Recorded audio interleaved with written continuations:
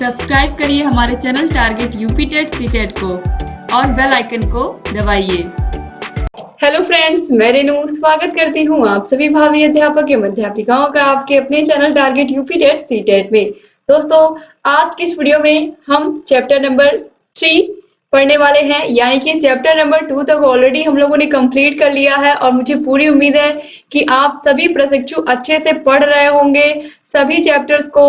और अब हम चैप्टर नंबर 3 को भी अच्छे से पढ़ेंगे। और अगर आपने अभी तक टेस्ट नहीं दिया है तो टेस्ट आपको target UP TET CTET app पर मिलेगा। ऐप की लिंक आपको डिस्क्रिप्शन बॉक्स और कमेंट बॉक्स दोनों जगह मैंने दे रखी है। आप लोग target UP TET CTET app को डाउनलोड कर लीजिए और फर्स्ट चैप्टर के सारे वीडियोस के बाद आपको फर्स्ट चैप्टर का टेस्ट मिलेगा। फिर सेकंड चैप्टर के सारे वीडियोस को देखने के बाद फिर आपको सेकंड चैप्टर का टेस्ट मिलेगा। तो इस तरीके से हमने सेट किया है कि एक चैप्टर पढ़ने के बाद आप उसका आसानी से टेस्ट दे सकते हैं और ये आंक सकते हैं कि आप लोगों ने कितनी अच्छी तैयारी की है अपने चैप्टर्स की। तो उम्मीद करती हूँ कि आप लोग जरूर टेस्ट देंगे और स्कोर भी मुझे बताएंगे। तो चलिए अब स्टार्ट करते हैं चैप्टर नंबर 3। और चैप्टर नंबर 3 में हमें पढ़ना है लिपि का शुद्ध रूप में पठन एवं लेखन। अगर देखा जाए तो मुख्य रूप से ये जो चैप्टर है इसमें हमें सबसे महत्वपूर्ण जो पढ़ना है वो पढ़ना है लिपि। जो हमारे हिंदी भाषा की लिपि है उसके विषय में हमें थोड़ा बहुत जानकारी लेनी है, ठीक है। इसके बाद हमें क्या पढ़ना है, इसके बाद जो सबसे महत्वपूर्ण है वो है विराम चिन्ह आपको पढ़ना है इस चैप्टर में। विराम चिन्हों के बाद आपको पत्र लेखन पढ़ना है, किस तरीके से हम पत्रों को लिखते हैं। औपचारिक पत्र कौन से होते हैं, अनौपचारिक पत्र कौन से होते हैं। जो हिंदी भाषा है या देवनागरी लिपि है इसमें किस प्रकार की विशेषताएं हैं। इसके अलावा दोस्तों श्रुतलेख किसे कहते हैं, अनुलेख किसे कहते हैं, इसके अलावा सुलेख किसे कहते हैं, इसके विषय में भी हमें पढ़ना है। और विराम चिन्हों को तो बहुत ज्यादा जरूरी है पढ़ना आप लोगों के लिए। तो ये जो चैप्टर है पूरा ओवरऑल मैंने आपको इसके बारे में बताया कि इसमें आपको लिपि के बारे में, विराम चिन्हों के बारे में, पत्र लेखन के बारे में, श्रुतलेख, अनुलेख, सुलेख के बारे में पढ़ना है। तो ये जो चैप्टर है पूरा ये बहुत महत्वपूर्ण है और भी बहुत सारी चीजें हैं। इसके अलावा विराम, इसके अलावा विलोम शब्द, पर्यायवाची शब्द या समानार्थी शब्द, ढेर सारे शब्दों को आपको पढ़ना है क्योंकि ये भी एग्जाम में पूछे जाते हैं। तो ये जो आपका चैप्टर नंबर 3 है, चैप्टर नंबर 3 आपका बहुत ही इम्पोर्टेंट है। इससे निश्चित रूप से 5 नंबर आपके हिंदी में जरूर आएंगे, यानी कि 25 नंबर के पेपर में से 5 नंबर आपको इसी चैप्टर से मिलेंगे। 5 तो मैं कम ही बता रही हूँ, 5, 6, 7, 8 भी जा सकता है। तो इसलिए ये जो चैप्टर है ये बहुत बहुत इम्पोर्टेंट है। तो दोस्तों 50 नंबर के आपके इस पेपर में, 50 नंबर के पेपर में कम से कम 6 से 7 नंबर इस चैप्टर से आपको मिलने वाले हैं। इससे ज्यादा ही हो सकते हैं, इससे कम नहीं होंगे। तो ये जो चैप्टर है ये बहुत बहुत महत्वपूर्ण है आप लोगों के लिए। तो आप लोग ध्यान से पढ़िएगा और सारे टॉपिक को, इस चैप्टर में जितने भी टॉपिक हैं सब बहुत अच्छे से हम लोग पढ़ेंगे और समझते हुए आगे बढ़ेंगे। तो चलिए सबसे पहले आज की इस वीडियो में हम क्या पढ़ने वाले हैं, लिपि के विषय में पढ़ेंगे, जिसको हम इंग्लिश में कहते हैं स्क्रिप्ट, ठीक है। लिपि क्या होती है, इसके अलावा हम पढ़ने वाले हैं आज इस वीडियो में लिपि की परिभाषाएं अलग अलग विद्वानों के द्वारा जो दी गई हैं। और श्रुतलेख, अनुलेख और सुलेख ये तीनों इतने महत्वपूर्ण हैं कि आप जब बहुविकल्पी क्वेश्चंस को सॉल्व करेंगे प्रीवियस ईयर के तो आप देखेंगे उसमें भी पूछा गया है। अति लघुत्तरीय क्वेश्चंस को सॉल्व करेंगे तो उसमें भी पूछा गया है। तो कहीं ना कहीं श्रुतलेख, अनुलेख और सुलेख ये तीनों बहुत महत्वपूर्ण है। तो इन तीनों को भी हम समझेंगे आज की इस वीडियो में। तो चलिए स्टार्ट करते हैं। देखिए, लिपि का शुद्ध रूप में पठन एवं लेखन, तो reading and writing in the pure form of script. तो देखिए लिपि क्या होती है, तो सबसे पहले लिपि या स्क्रिप्ट क्या होती है हमको सबसे पहले ये जानना है। तो मौखिक भाषा को लिखित रूप में व्यक्त करने हेतु कुछ चिन्हों का प्रयोग किया जाता है, इसे ही लिपि कहते हैं। लिपि किसी भाषा की लगभग सभी ध्वनियों को प्रतीक रूप में प्रस्तुत करती है। प्राचीन समय में लोग चित्रात्मक लिपि का प्रयोग करते थे। दोस्तों जैसे कि हमने मुख से ध्वनि निकाली च, तो हम च को किस तरीके से, एक हमने ये चित्र बना दिया है कि ये जो चित्र है इसको हम क्या कहेंगे, इसको हम च पढ़ेंगे।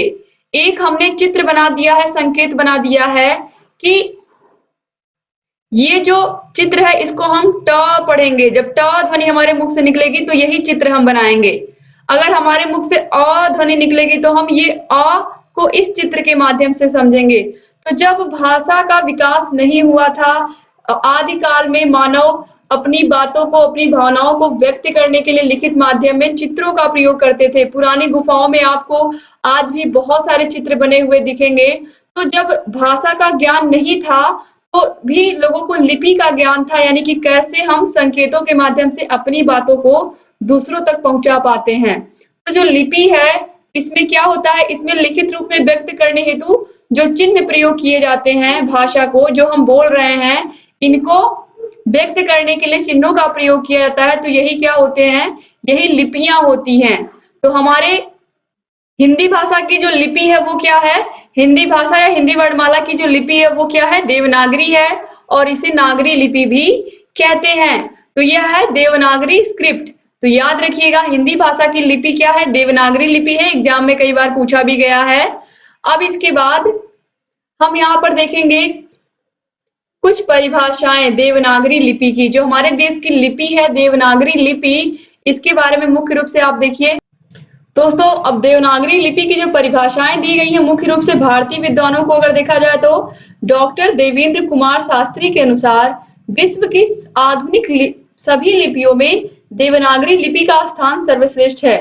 यानी कि विश्व की आधुनिक जितनी भी लिपियां हैं, चाहे अंग्रेजी भाषा हो, चाहे फ्रेंच हो, स्पेनिश, कोई भी भाषा हो, जो देवनागरी लिपि है, ये जो जिस लिपि में हम इन सभी अक्षरों को हमने लिखा हुआ है, यह सबसे सुंदर लिपि मानी गई है पूरे विश्व में। इसके अलावा पिटमैन के अनुसार, जो कि विदेशी विद्वान है, इन्होंने क्या कहा है, संसार में यदि सर्वांगीण अक्षर हैं तो वो देवनागरी के हैं। इन्होंने भी क्या कहा है कि संसार में सबसे सुंदर अक्षर देवनागरी लिपि के ही माने गए हैं।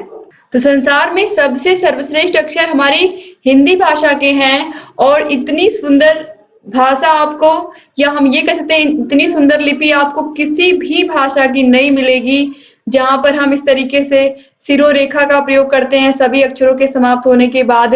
और आप देखिए इंग्लिश में हम कोई भी अक्षर लिखते हैं तो इस तरीके से हम, इसमें कोई सिरोरेखा कहीं नहीं है, जबकि हम हिंदी में अगर हमने अक्षरों को लिखा तो उसके ऊपर हम क्या लगाते हैं, शिरोरेखा लगाते हैं। ये शिरोरेखा क्या करता है, इन अक्षरों को आपस में बांध देता है। तो इस तरीके से अगर देखा जाए तो हिंदी भाषा वाकई, हिंदी भाषा की जो लिपि है देवनागरी लिपि, ये वाकई बहुत ही सर्वश्रेष्ठ है। तो आपको समझ में आ गया होगा कि हिंदी देवनागरी लिपि का मतलब क्या है। जो हम मुख से भाषा बोलते हैं, एक दूसरे से बात करते हैं, इसको लिखित रूप में अभिव्यक्त करने के लिए हम कुछ चिन्हों का प्रयोग करते हैं। और वो चिन्ह इस तरीके से मैंने बताया आपको, जैसे कि चा अगर हम बोल रहे हैं तो चा को हमें इसी संकेत के माध्यम से दिखाना है, ट को इस तरीके से, आ को इस तरीके से। तो यही जो संकेत चिन्ह हैं, जो ये जो संकेत चिन्ह हैं जिनके माध्यम से हम अपनी भाषा को लिखित रूप में कह पा रहे हैं, यही क्या हो जाएंगे, लिपियां। अब देवनागरी लिपि की कौन कौन सी विशेषताएं हैं, चलिए देखते हैं। यह लिपि अत्यंत ही सरल है। इसका प्रयोग व्यापक रूप में किया जाता है। हमारे देश में आज भी मैक्सिमम काम हिंदी भाषा में ही किए जाते हैं, देवनागरी लिपि में ही किए जाते हैं। इसके अलावा इस लिपि में लेखन और मुद्रण के अक्षर समान होते हैं। जैसे हम इन अक्षरों को लिखते हैं, हम लोग खुद बनाते हैं, वैसे ही जब ये टाइप करके आते हैं, यानी कि अगर हमने कोई होर्डिंग छपवाई है या हिंदी में हमने कुछ लिखवाया है या प्रिंट करवाया है, तो प्रिंट के बाद भी वही अक्षर सेम वैसे ही बने हुए आते हैं। जबकि इंग्लिश में बहुत सारे ऐसे अक्षर हैं जो आप हिंदी में, जो आप बनाते किसी और तरीके से हो और वो मुद्रण के बाद या छपकर किसी और तरीके से आते हैं। इसके बाद देखिए पॉइंट नंबर 4, देवनागरी लिपि के प्रत्येक अक्षर सुंदर व वक्र हैं। सभी अक्षर हमें बहुत अच्छे लगते हैं देवनागरी लिपि के। इसके अलावा इसकी वर्णमाला का वर्णक्रम वैज्ञानिक है। हमारी जो हिंदी की वर्णमाला है उसमें हमने सबसे पहले स्वरों को रखा है, फिर स्वरों के बाद व्यंजन को रखा है, और उसका एक क्रम है जो कि बहुत ही वैज्ञानिक तरीके से बनाया गया है। अब इसके बाद हम लेखन अभ्यास यानी कि राइटिंग प्रैक्टिस के बारे में पढ़ने वाले हैं। और राइटिंग प्रैक्टिस में हम क्या पढ़ने वाले हैं, अनुलेख, श्रुतलेख और सुलेख। इन तीनों चीजों के बारे में, आपको इन तीनों के बारे में बहुत ही अच्छे से पता है आप लोगों को, बस केवल थोड़ा सा अंतर होता है इन तीनों में। सबसे पहले हम पढ़ने वाले हैं अनुलेख। अनुलेख का मतलब क्या होता है? कॉपी करना, यानी कि देख देख करके सेम उतारने की प्रैक्टिस करना। इसकी सबसे ज्यादा जरूरत होती है छोटे बच्चों को, प्रारंभिक स्तर पर बच्चों को, प्राइमरी स्कूल के बच्चों को। यानी कि जब बच्चा नया नया स्कूल में आता है तो उसे हम सबसे पहले वर्णमाला सिखाते हैं। पहले हम क्या करते हैं, उसे तिरछी लाइन खींचना, सीधी लाइन खींचना, वर्टिकल, हॉरिजॉन्टल, जीरो बनाना, इन सभी चीजों को सिखाते हैं। उसके बाद फिर हम किस पे आते हैं, वर्णमाला पे आते हैं। वर्णमाला में स्वर, व्यंजन, फिर शब्दों को बनाना, शब्दों को बनाने के बाद वाक्यों को बनाना सिखाते हैं। तो इस तरीके से ये क्या होता है, एक प्रक्रिया होती है। तो जो अनुलेख होता है इसको हम कहते हैं इंग्लिश में कॉपीइंग, यानी कि कॉपी करना, सेम टू सेम उतारने की प्रैक्टिस करना। तो देखिए अनुलेख, कॉपीइंग। अनुलेख का अर्थ होता है किसी लिखे हुए लेख का अनुसरण करके पुनः वही शब्द लिखना। बच्चों के पाठ्यक्रम में सुलेख अभ्यास पुस्तिकाओं को स्थान दिया गया है। इन्हीं सुलेख पुस्तिकाओं की सहायता से शिक्षक बच्चों को अनुलेख लिखना सिखाता है। इन पुस्तिकाओं में सबसे ऊपर की लाइन में सुंदर, सुडौल, समानुपाती, बड़े व मोटे अक्षरों में वाक्य छपे रहते हैं। बाद की लाइनों यानी कि लाइन 2 व 3 लाइन में डॉट या हल्का लिखा होता है। यहाँ पर बताया गया है कि जैसे एक लाइन में लिखा गया है राम घर चल, ये सबसे ऊपर, ये पहली लाइन में लिख दिया गया है। छोटे बच्चों के लिए ही मुख्यतः इस तरीके से अनुलेख की जो प्रक्रिया है वो अपनाई जाती है, क्योंकि बच्चों को पहले लिखना ठीक ठीक से सिखाया जाता है। तो अनुलेख के माध्यम से उन्हें ये बताया जाता है कि सेम टू सेम तुम्हें उतार देना है। दोस्तों जो पहली लाइन होती है वो डॉटेड नहीं होती है, यानी कि इसमें वाक्य साफ साफ लिखे होते हैं। और इसके बाद इस तरीके से दूसरी लाइन, तीसरी लाइन भी इसी प्रकार डॉट से लिखी हुई होती है। बच्चे क्या करते हैं, इस पर पेंसिल चलाते हैं, जैसे कि यहाँ पर राम लिखा हुआ है। अब इस डॉटेड लाइन को वो पूरा करते हैं इस तरीके से, वो इस तरीके से क्या करते हैं, इसको पूरा करते हैं डॉटेड लाइन को। फिर यहाँ पर इस तरीके से घर, तो इस तरीके से ये अनुलेख हो गया। ये क्या हो गया, अनुलेख हो जाता है। तो इस तरीके से बच्चे प्रैक्टिस करते हैं, जब प्रैक्टिस होती है उनकी, उनको लिखने आ जाता है। फिर इसी प्रकार तीसरी लाइन, चौथी लाइन इस तरीके से लिखे होते हैं, ताकि बच्चे क्या करें, उनको प्रैक्टिस करें, और जितना प्रैक्टिस करेंगे उतना ही वह धीरे धीरे लिखना सीखेंगे। अब देखिए इस प्रकार बच्चे अनुलेख का अभ्यास करते हैं, अर्थात जैसे लिखा होता है उसी को देख करके लिखने का अभ्यास करते हैं। तो यही क्या हो गया, अनुलेख हो गया। तो अनुलेख आपको समझ में आ गया होगा कि यह किसी लिखे हुए लेख का अनुसरण करके पुनः वही शब्द हम लिखते जाते हैं, यानी कि प्रैक्टिस करते जाते हैं।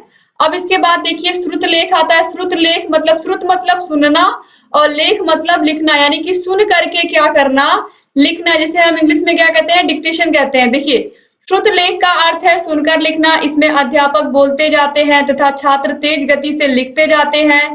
श्रुत लेखन का भाषा शिक्षण में अपना अलग ही महत्व है, क्योंकि इसमें बच्चों की कई इंद्रियां सक्रिय रहती हैं, जैसे कि कान, हाथ व आंख सक्रिय रहते हैं।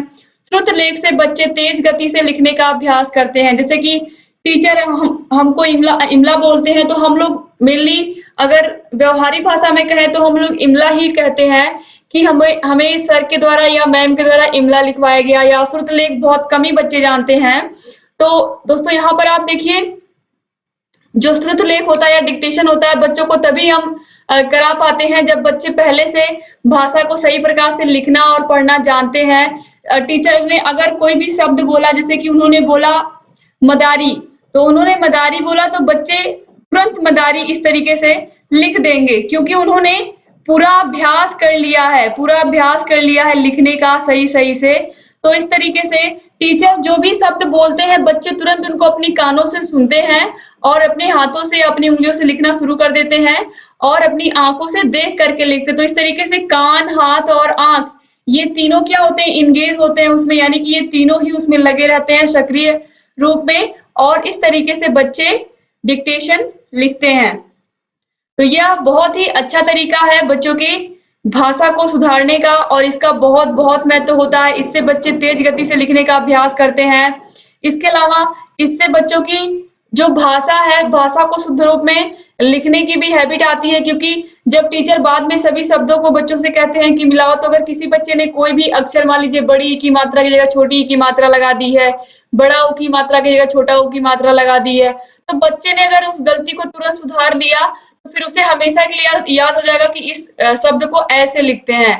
तो श्रुत लेख अगर देखा जाए तो बड़ी कक्षाओं में ज्यादा प्रयोग होता है, क्योंकि छोटी कक्षाओं में तो हम बच्चों को प्रश्न उत्तर ब्लैक बोर्ड पर ही लिखवाते हैं, लेकिन धीरे धीरे जब बच्चे अगली कक्षा में यानी कि बड़ी कक्षाओं में जाते हैं तो हम उनको प्रश्नों का उत्तर क्या करते हैं, बोल करके लिखवाते हैं। जैसे कि हिंदी भाषा है या हिंदी में हम बच्चों को पढ़ा रहे हैं, जब हिंदी चैप्टर खत्म हुआ तो जो प्रश्न उत्तर है उनका हम क्या करते हैं, उनको हम बोल करके बच्चों को लिखवाते हैं। लेकिन बड़ी कक्षाओं में छोटे बच्चों को हम क्या करते हैं, बोर्ड पर ही उसका आंसर लिख देते हैं और वो क्या करते हैं, उसको उतार लेते हैं।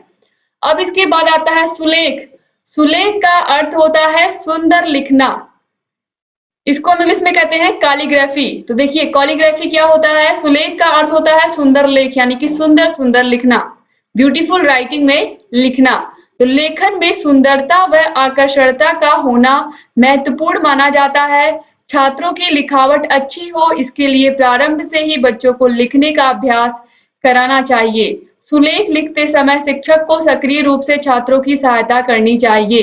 दोस्तों जो सुलेख होता है इसमें बच्चों को सुंदर सुंदर राइटिंग में लिखने के लिए प्रेरित किया जाता है, ताकि बच्चे भाषा को सही प्रकार से शुद्ध रूप में लिखना सीखें। क्योंकि जो राइटिंग होती है वो अच्छी होनी बहुत जरूरी होती है और हर एक स्कूल को इस पर विशेष रूप से ध्यान देना चाहिए कि सभी बच्चे साफ सुथरी राइटिंग में और अच्छा लिखें। आपको भी पता है अगर साफ सुथरे तरीके से अच्छे तरीके से राइटिंग में लिखा होता है तो पढ़ने में भी क्या होती है, कॉपी, उस बच्चे की कॉपी पढ़ने में भी आसानी होती है, दूसरे लोगों को भी।